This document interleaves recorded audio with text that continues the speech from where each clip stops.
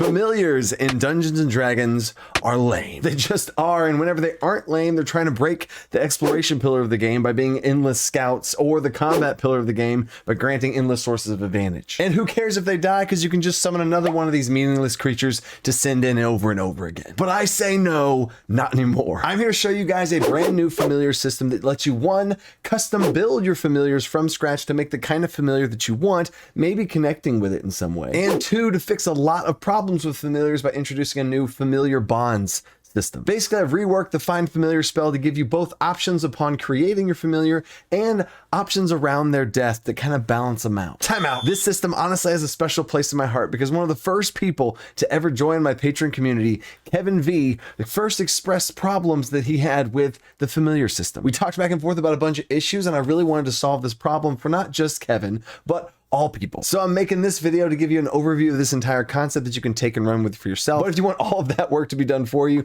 then you can go and link down in the description to my Patreon, and all patrons during the month of July get this full DC playbook with the full familiar system, a companion system also, which is another little bonus, and a whole bunch of other resources. And if you're watching this after July, instead there'll be a link to my website where you can pick it up there instead. But if you do think the familiars could be better, then the familiar bonds are going to be for you, or both. Let's find out. Here we go. Okay, so for this system, I do think it fixes a lot of problems with familiars just by using the system in the first place. But if you guys want more familiar stuff, to get more familiar with how to run familiars, comment, like, all that kind of stuff. However well this video does, I do have a whole bunch of just general dungeon master tips for running familiars. So if you want even more help, let me know. But now let's get into this system. The first concept are familiar points. How these work is when you first have your character and they cast Find Familiar to find a new familiar, you have 3 familiar points to spend on creating a familiar. Now you can spend these points on a wide variety of things, and I have tons of options in the PDF, but I do want to share with you the actual familiar stat block, the new one that I created. This familiar stat block I also feel like is an upgrade because it adds some scaling, which we'll get into in here in a second. You have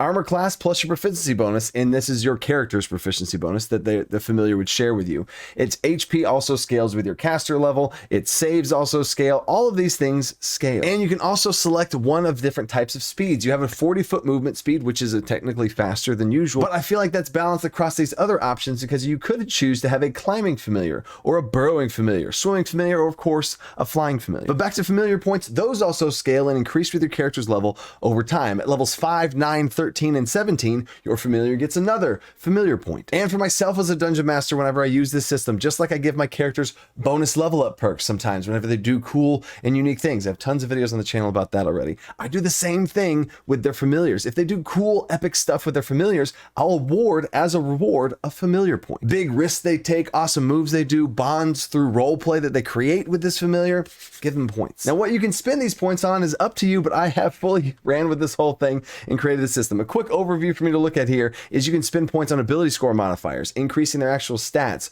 armor class, movement speed bonuses. You can spend 2 points and allow the familiar to actually attack in combat. You can increase their defenses and resistances to help them survive better, give them telepathic bonds, even have them possibly heal. Speech, stealth, invisibility, dark vision. There's a ton of options here to really excite your players about customizing a familiar. And then when they're excited about their familiar, they might actually get closer with it and care more about it and not send it into combat die all the time. Which leads me right into familiar bonds. These familiar points will be able to customize and help them enjoy it, but these familiar bonds will give mechanics and drawbacks to familiars, so you can't just infinitely send them in for scouting missions or in combat. They're all over the place. They're in the middle of these fireballs, whatever else is going on in the middle of combat. They just recklessly use their familiar like it doesn't even matter. And by all means, if you want to run a game where somebody can create some spirit creature, send it in and die and no one cares, then sure, run the familiar spell rules as written. But I think there's a middle ground where you can have that companion, that magical companion that you actually care about, has a personality, has a connection to, and they're afraid of losing it. But you could also get it back, which leads me to resurrection here in a second. So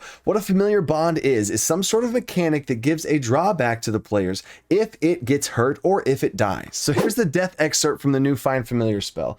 When the familiar dies, it leaves behind a corpse of the form that it took. But the caster that summoned it gains 1 death save failure that persists until the next long rest. In the big picture, this is just a slap on the wrist for this familiar going in and dying, but now you have 1 failed death save. So the 3 failed death saves you'd have to take before your character dies, now it's just 2 until you finish a long rest. So your familiar is connected to you in a way. So if you send it in to just die, or it's in combat and it just keeps dying all the time, that is mirroredly connected to you you and your own death saves. I think that's poetic, but me personally, I don't think that's enough. So whenever I run this at my table, I dial things up a little bit more. I want to freely talk with my players about certain concerns I have of the game, especially if they want to go and dive into certain things. So I give them some options. They have some extra familiar bonds to be able to choose from. And if none of these work, we start to go custom. If you want to go next level and get the body and soul wrapped together in this bond, you can do a blood bond, which is when you bind a familiar to your blood, allowing it to grant you greater durability, but it also makes a liability. The familiar's HP is connected to your own, and whenever it takes damage, you also take damage. Now, I don't have the inverse be true, because then every time you took damage, the familiar would just die very quickly. But if the familiar takes damage, you also do. Another interesting but out there twist that I've talked to some players about is maybe the familiar only gives you damage, and it has an infinite health pool technically until yours runs out. So it could take 5 damage, it's totally fine, you take the 5 damage. You could take it again and you take it again. That's scary. It's like an extension of yourself. Or in the other way, you could have both of you share damage, and you would take,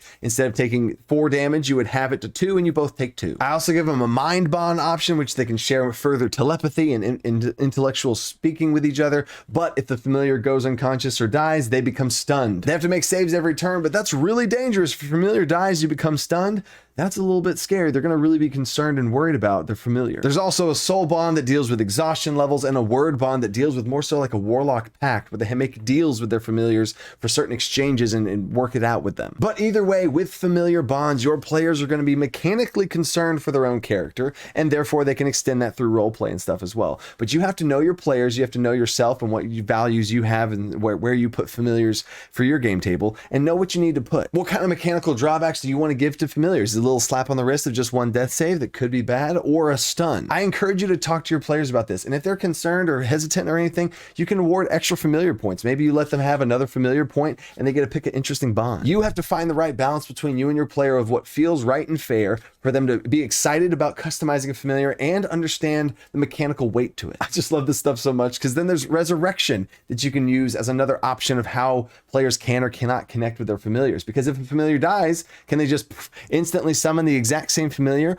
or is it different? Maybe they're different and they have some sort of resentment towards the player for letting them die so often. You could role play it that way. Or maybe they're an entirely different creature at all and they have no memories of what other one that came before. What kind of fantasy is the player that wants to create a familiar wanting to do? Do they want to have a little companion buddy, or do they want to craft and summon creatures from another plane to do their bidding? Because I've had players that want to do both, and I handle resurrection, the familiar points, the familiar bonds. I handle all of that completely differently, custom fit to them. Maybe when their familiar dies, it loses all of its familiar points and it goes back to the default 3, even if it had gained some while it was alive. That's crazy. And stop right there. If you think I'm a terrible dungeon master or too hard on my players for taking away their familiar points, and now they just have a crappy little familiar and I'm punishing them too much, I give out so many rewards. Because I've had that happen where a familiar dies and they had like 6 familiar points. They lost their familiar. It died. They tried to resurrect it and they could not bring back their friend, companion, familiar. They had to start again. So this player had to create a new familiar with 3 familiar points to be able to create a new one. They created something very similar to the first one in paying respects to the previous familiar, but it was a little different. It was really cool to see them interact and grow with this familiar compared to the other familiar with the different personalities that it had. And I rewarded familiar points at a much faster rate to catch it up to where it would have been. Because it's not me against my players where I'm trying to beat them. Haha, gotcha, I killed your familiar. Now you have to suffer. No, it's a story, and you lost a companion, you created a new one that's not at the same power level that the old one was at. But now I could describe a new cool story with a second familiar that was a small, tiny in over its head in the big scheme of things. But as a dungeon master, I was really looking for moments to give that familiar points and award it. And whenever the player would role play with the familiar, I would reward it even more. And it's just instantly, within a couple sessions, caught back up to where it was. But it made sense and felt earned and all felt good in the big picture. But I digress. The big picture here is know your players, know what their fantasy is towards familiars, and help them with that. Familiar points rewards them and gets them excited to bond and role play and use their familiar in cool and unique ways and really push the limits of things. And the familiar bonds keeps everything in check and makes them really think about the risk and reward of using their familiar. This video would be even longer if I got into everything in this PDF